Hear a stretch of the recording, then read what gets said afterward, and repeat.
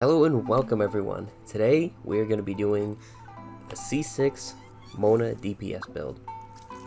This is I've made a previous video about this, but since then so many things have changed. We've gotten a new artifact set a couple versions ago, new-ish, that increases normal and charge attack. And I thought, wow, I should look into that. And it didn't change a thing. And then as I was experimenting, I realized there are other things that have changed the game completely for what a C6 Mona looks like. So let's get right into it. Remember guys, like, comment, subscribe, all that good stuff if you found this helpful, if you found this cool. I don't know how many people are running around with C6 Monas or C6 of any of the standard banner characters. I like to make a video like this about every one of them. Mona's the only one I have C6, so you're getting 2 videos on her now. So starting out, we have 56 over 170 crit rate, crit damage. The crit rate looks a little low, but one of the constellations like helps out with that. We get like 15%. So this 56 is essentially 71. Yeah, 71. I don't know why I struggled with that. It's like simple math. So it's essentially 71 over 170, which is pretty solid, pretty decent. No, that's not what I meant to do. Going back here. We have 172 energy recharge. We should have more. I'll get into that in a minute. We should have more, but we don't. So we only have 96% hydro damage bonus. 2000 attack. It's pretty solid. We get 944 defense. She's not getting taken down in the slightest. And here's where the cool stuff starts kicking in. For the weapon, we have cash flow supervision. This is Ryo's main weapon, and there's some interesting aspects of it. We have a base 674 attack, it's pretty solid. We have 22.1 crit rate, which is like, it's not nothing, it's a little low because Ryo's a cryo character, so it's not gonna have like a crazy amount of crit rate on him. So it's a little low on like another character, but 22.1 is not, it's nothing you're gonna sneeze at, ignore. It's just free, so you know, whatever. Now here's what makes it interesting. So off the bat, it just increases attack by 16%, absolutely free, nothing we need to worry about. The kicker, the cool part, is that when your HP increases or decreases, normal attack damage will be increased by 16%, and charge attack damage will be increased by 14% for 4 seconds, max 3 stacks. And it can be triggered, whatever. And when the wielder has 3 stacks, attack speed will be increased. I don't really notice a difference in the attack speed. Mona's kind of slow with their attack speed. Not because like her attack speed is slow, she just has like these dramatic moves and like it just makes it kind of slow, and like the flow of battle. It's a little annoying. If you played Mona enough, you know what I'm talking about. She just starts swimming around and dancing around. It's like, all right, let's chill like for a minute. But you may be wondering like, all right, why are we worried about normal attack and charge attack? Mona's got a great burst. That's what we're focused on. It's HP increase, decrease. She doesn't do anything with HP. Well, the HP increase and decrease, we have Farina to take care of that. Her skill makes it so that our the active character's HP decreases, and if you have the healer up, it increases. But you know, we don't worry about that. So Farina triggers this, as well as giving Farina buffs and whatnot. And because Mona is a Hydro character, we get the Hydro resonance for Farina. So it's like they both just work together so well in tandem. And then, well, what's the important part about the normal and charge attack? The normal attack and charge attack is very important because as you get constellations in Mona, her charge attack becomes more and more of her main DPS. It becomes the main focus of what you're gonna do. Obviously, her burst is very important. There's no debating or denying that that's really good, and it's possibly the most important part of what you're gonna be throwing out. But you're getting it so often that you're always gonna have it up. The charge attack, you have to build it up a bit to have these like mini nukes coming down. So that's why this weapon works so well with her. And that's why Farina works so well, because it works well with this weapon, and they just do a bunch of stuff together. And for her artifacts, we kept the 4-piece Nymph's Dream. I tried out the I believe it was the Golden Trope set. There's a yeah, the Marsh. I forgot how to pronounce this. The Marchose Hunter, I believe it was. I tried this out, and it just didn't do enough. Like, the crit's cool, but like I said, we had like the weapon she has, and the 15% she gets from her Constellation. It makes this kind of irrelevant. Like, yeah, it's still cool, but like you're basically sacrificing more damage for more crit, which is like it's not enough. It's just not enough for me. The normal and charge attack, it's like cool, but it's just nowhere near enough. Like, I found this artifact set to just be the best, because you just throw a bunch of stuff out there. You get the Hydro damage bonus, of course, and then you use her attacks, and you get all these stacks, and all these stacks are increasing her attack and her Hydro damage bonus at the same time. It's just too much. You just throw out her skill, which hits her elemental skill, which hits a couple of times. Your normal attack is hitting a couple of times. Your charge attack is hitting. Her burst, like, everything is like hitting like several times, except for her burst. But you're throwing it out there anyway. You're getting all these stacks. It's just like the buildup is too much to like get rid of. So yeah, like, this piece is pretty decent. Of course, we have like a lot of like crit damage. I say that, and then this one has like a lot of crit rate, but we have to get some crit rate. This one is like okay, but this should be an energy recharge piece, but I just couldn't get one. I wanted to do this video for like a week now. I haven't uploaded. There's been like several things stopping me from uploading, and like this was like one of the big things. I really wanted this to be an energy recharge piece, but it just didn't happen. So it's an attack piece for now. But you should definitely get an energy recharge piece for this. And then we have an offset piece. There's Hydro damage bonus. This piece is obviously terrible, but like, this is an offset piece, so whenever we get any Hydro damage bonus, let's see right now if I have it. I just forgot. But if we get any Hydro damage bonus piece, then we can instantly replace it. And I have one, but it's like, it's more crit damage, but I don't want to lower her crit rate too much. This one has some crit rate.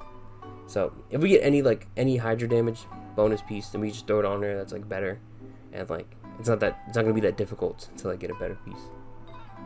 And then we have a crit damage hat, which, funnily enough, like rolled a lot into like energy recharge, which is like fine. Like, crit rate would have been nicer, but energy recharge is fine because it like helps us make up for the lack of energy recharge we have from not having an ER Sands.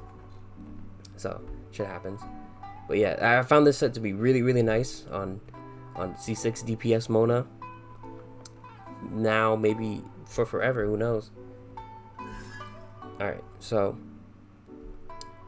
going through the constellations, obviously they're all important if C6 is what changes the game. So I'll just point out like the really important ones.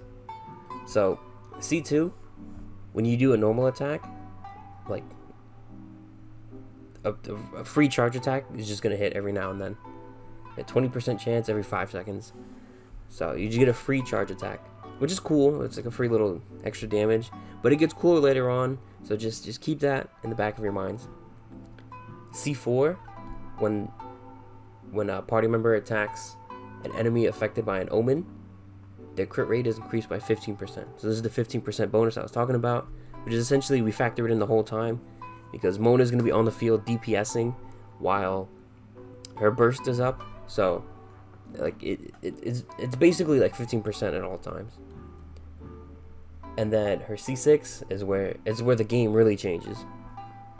Upon entering Illusory Torrent, Mona gains 60% increase to the damage of her next charge attack per second of movement, and you can get a maximum of 180%.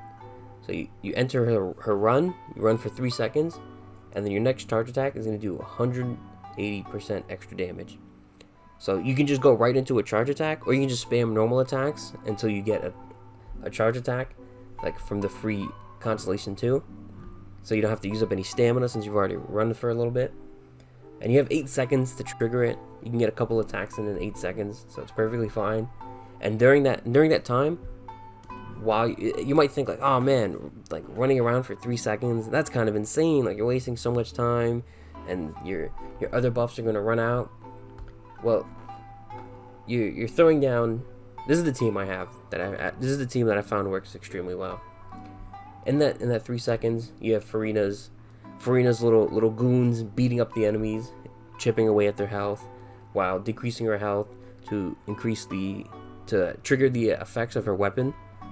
And then you've got like Bennett healing you if you need it. You've Kaza like swirling the enemies. Like there's so much going on in that 3 seconds that it like you not attacking for 3 seconds is like not like insane, as insane as that sounds. Like there's so much like in the background going on that it's just like perfectly fine. And then when you do jump back into the fray, you're gonna be doing so much damage that it's like it's like that 3 seconds was just prep time, you know? It's like Batman, you know? He doesn't just jump into a battle. You know, he has some time to like prep it out and then like get things ready, and then he just destroys his enemy. So for our talent, we have 8, 8, and 9 technically, but you know, because of the Constellation, we get an extra 3 levels on her skill, which is like not that important. Like we use it, and like if they get distracted by it, cool. If they don't, it's fine. This is why I don't have a shield character, because I just hope they just get distracted by this. Most enemies like don't. I don't know if it's like an AI thing, but like if they're like dumb little enemies like a hilly churl, they'll instantly get distracted. Like I don't know if they're programmed to just be like dumbasses or what, but then like I find like bigger, like smarter, like tougher looking enemies. Like I find that they're like harder to distract with this. I don't know what it is. Like maybe it's just me. Maybe it's just the RNG. I don't know, but I don't know if that's like an actual thing or if that's just something that just happens to me only. This I want to get higher, but I'm on a mission right now. As you can see by my Mora, I'm like I've got a lot going on in the sidelines. I've been upgrading characters like Madman, so I unfortunately couldn't triple crown her for this. Not yet, at least. In the future, I will, and then we'll really get to see what her maximum damage is when I triple crown her, and when I crown these two on Farina, we'll get to see what the end game really looks like with this. Illusory Torrent is her run. She has a special run animation. She like swims on the earth. It's basically what it looks like. It also, when you surface and I think if you surface and submerge, I think they both like apply wet. Just when she reappears. Okay, so just when she resurfaces, it puts water on the enemies. And then if you run around, and as you're running around with it, she'll just randomly spawn like it's like this like basically her skill. It's like a weaker version. Yeah, it's literally a weaker version of her skill. And you know, same thing. You can like distract them and everything, and you get some free damage out of it, so it's just cool. So like as you're running around, you also have this going on too. And then finally, her last ascension talent increases Mona's hydro damage bonus by a degree equivalent to 20% of her energy recharge rate. Unfortunately, like I said, we don't have that ER piece. I don't even actually know if it would give us like increased damage. I haven't tested it out because I don't have one. So maybe like an attack piece is better. I don't know. I haven't tested it out yet because I just don't have the piece. So maybe in the future I'll have the piece and we'll do a little mini follow up, and then we'll see. And then weapon ascension is used like whatever. Yeah, that's irrelevant. So I'm gonna cut to some clips I already have. I've pre-made some clips. Usually I just go right into it, but I can't because my the heat is too intense. My laptop can't handle it. So I just had enough to record this, and then I saved some clips from my PS5, and I'll be talking over those. So I'll cut right to that. Okay, so for this first clip, this is actually a slightly different, slightly older build. Like the ratio on this character was, the ratio on this build was like 60 something over 160, and like it was just slightly different. And I think Farina's talent levels were like a little bit lower, so it's not like this isn't like a perfectly accurate. Like This isn't what my current build looks like, but this is like basically the same thing. So I found the Shogun to be very easy. You just throw everyone's like burst down once you like wait out the thing. So like, as you can see, like after this Mona burst, there's just crazy numbers all around. There's 64,000, there's 69,000, there's another 69. Like some of it's like, and there's like 96. Like some of these numbers are like from Farina, some of them are from Mona. There's just so many like crazy numbers. I think like the crazy high ones are definitely from Mona. And for our last clip, this is gonna be floor 12, chamber 2, the Magu Kenki boss of the Spiral Abyss. This is like not my first choice in the slightest. He's a pain in the ass boss. He moves around a lot. He's teleporting around. He has this like weird thing in like at the start of phase 2 where he's like immortal. He's goddamn annoying. But even so, even through all that, like as soon as phase 2 hits, we absolutely like demolish his health bar. I'm like very sparingly with my like burst until he does that attack. Then I use Farina's burst to block it, and then we just run in and then we start hitting all our other bursts. And I should have done Kazuha and then Bennett because now we swore fire, but whatever. We just get vaporized instead of the defense lord on Hydro. So as you can see there, as soon as we use Mona's burst and just started spamming normal attacks, charge attacks, his health bar like it basically disappeared. And then he had a tiny bit left after all the bursts ran out, and we just cooked him up. So now that's going to be it for this video. Thank you guys so much for watching. I hope it really helped you out. For those of you who have lost so many 50-50s, for those of you who have wailed way too much and just have a C6 Mona lying around, just not sure what to do with her. I hope this is a nice little idea for you guys to try out. It's really fun. Super goated. Mona's one of the best around. So make sure you give her a try.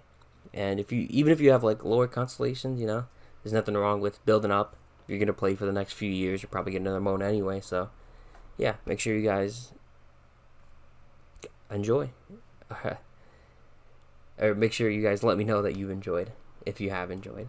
And remember, you don't have to go home, but you can't stay